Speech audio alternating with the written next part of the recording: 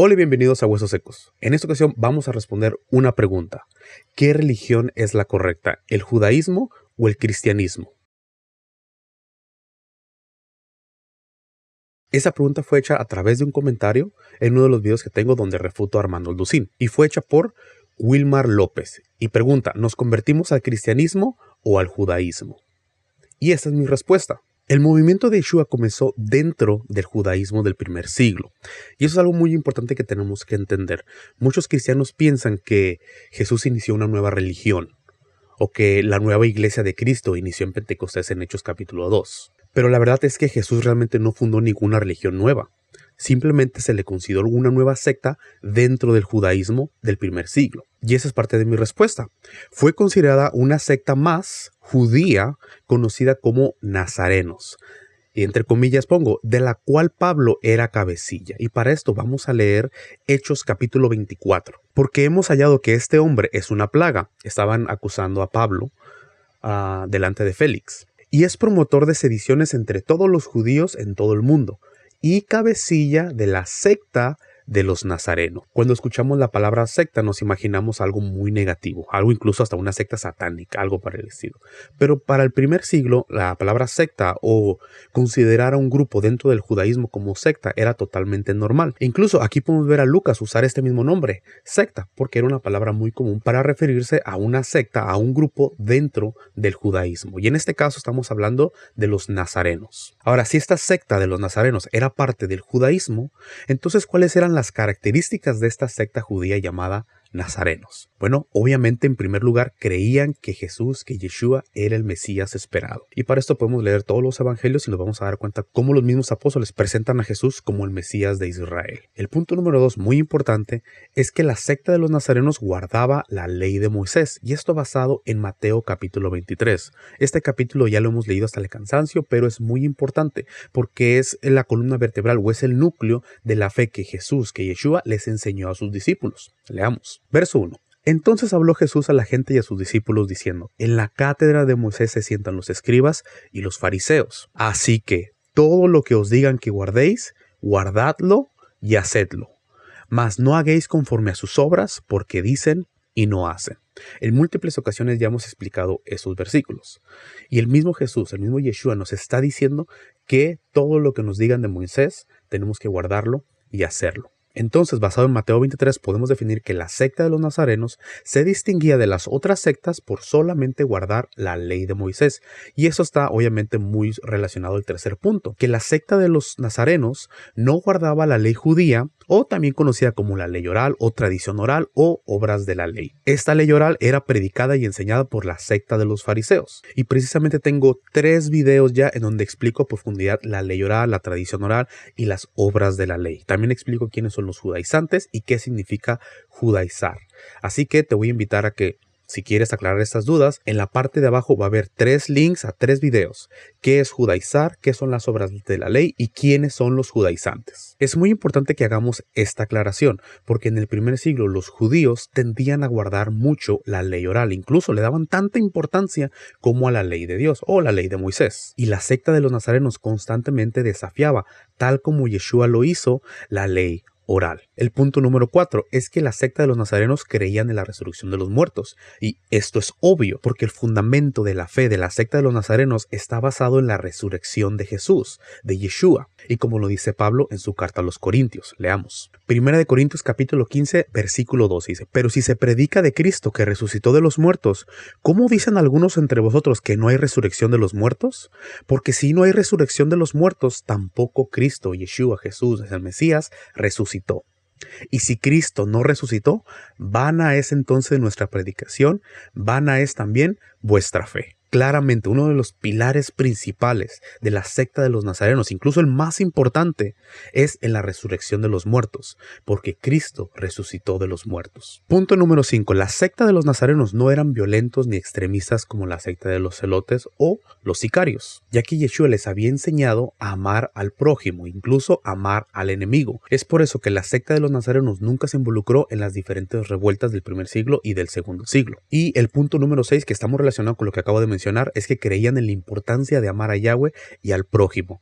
Ahora, ¿por qué era tan importante este concepto? Porque en el primer siglo había muchísima disensión entre judíos y judíos contra los gentiles también. Entonces era muy importante el concepto de amar a tu prójimo sin importar las diferencias que tuvieras con él, ya sean políticas, religiosas, culturales o sociales. También a estos nazarenos se les conoció como cristianos en Antioquía, y había entre ellos judíos y gentiles. A estos cristianos gentiles de Antioquía se les enseñó guardar la ley de Moisés en los días de reposo, basado en la resolución de Hechos 15.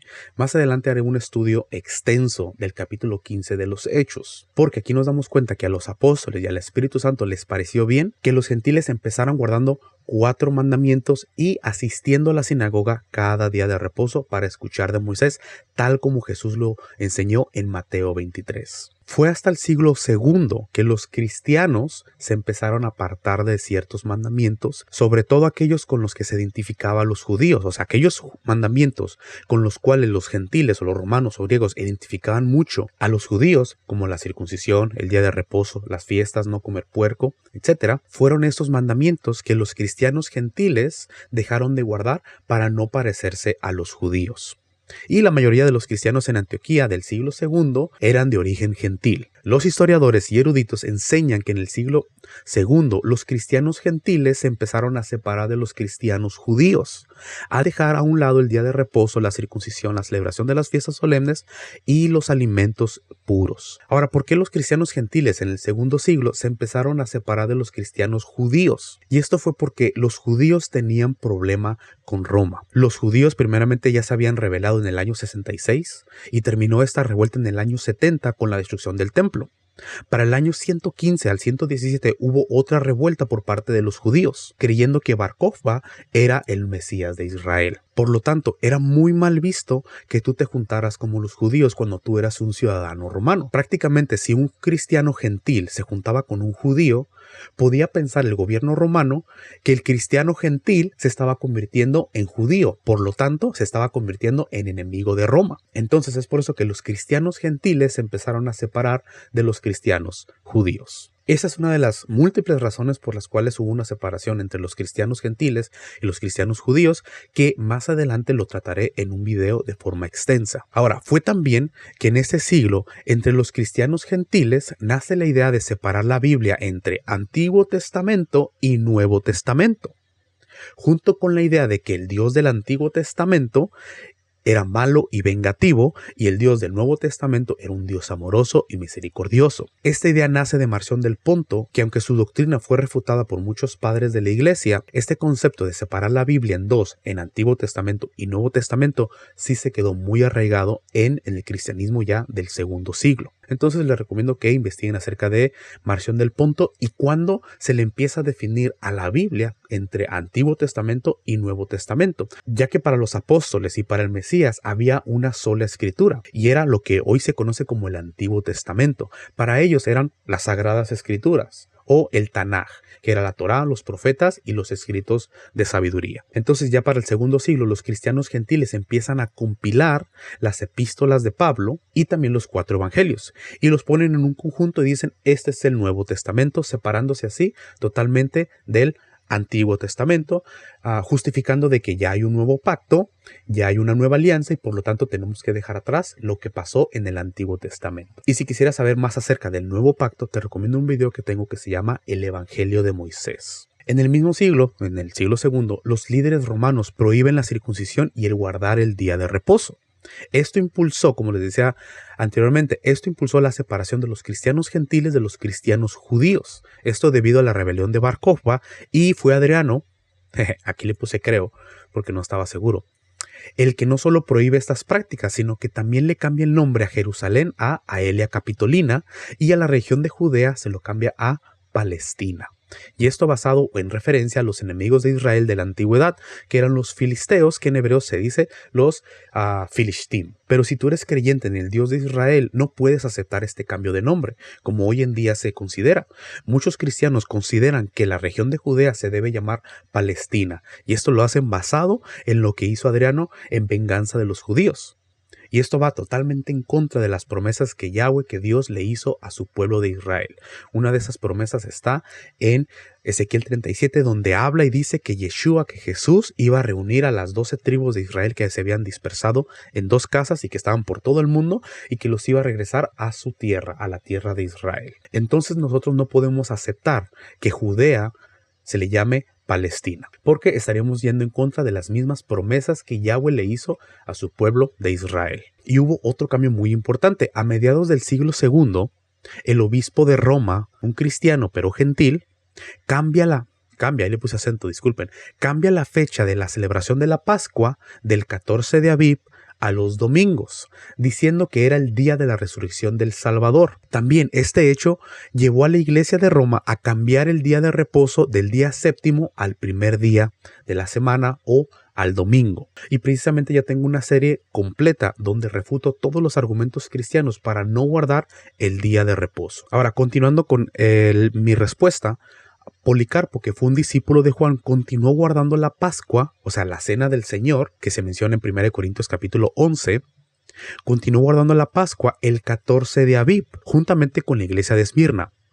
Pero al pasar de los años, todas las iglesias aceptaron la nueva Pascua, y para esto los voy a invitar a que investiguen de los cuartodecimanos. Básicamente es la historia como un grupo de personas mantuvieron guardando la Pascua o la Santa Cena del Señor, que se menciona en 1 Corintios capítulo 11, el 14 de Aviv, cuando estaba establecida que se celebrara el 14 de Aviv, que era el día de Pascua. ¿Por qué? Porque así lo celebró Yeshua. Pero, como lo mencioné aquí, el obispo de Roma cambió esa celebración del 14 de Aviv a todos los domingos, y de ahí más adelante, a través de los años y de los siglos, nace lo que hoy se le conoce como la Eucaristía en la Iglesia Católica. Y ahora sí, para responder a la pregunta, ¿nos convertimos al cristianismo o nos convertimos al judaísmo? Y la verdad es que ni en cristianos, porque no viven igual que los primeros cristianos, y hoy en día el término cristiano se asocia más con el cristianismo que empezó a nacer en el segundo siglo, o sea, un cristianismo ya totalmente desconectado de las raíces de las enseñanzas que Yeshua le dio a sus discípulos. Y tampoco en judíos, porque obviamente no creen en el Mesías y siguen las leyes de hombres, que esto viene siendo la ley oral. Tenemos que convertirnos en nazarenos. Tenemos que creer tal cual el Mesías enseñó a sus discípulos a creer y a vivir. Si eres cristiano, quizás esto que acabas de escuchar te va a sonar un poquito raro, porque a ti te han enseñado que tú sigues la verdadera fe o la sana doctrina. Pero la verdad es que según la Biblia y la historia, nos demuestran que el cristianismo que hoy en día se cree es el cristianismo que nace en el segundo siglo y no en el primer siglo. Y si tú eres judío, tengo un mensaje para ti. Te voy a pedir que por favor no veas a Jesús, a Yeshua, como el Jesús que te han presentado a través de los últimos 2 siglos. Ve a Yeshua, ve a Jesús como un hombre judío que guardó la ley de Moisés y enseñó a su pueblo a regresar una vez más a guardar los mandamientos de Dios.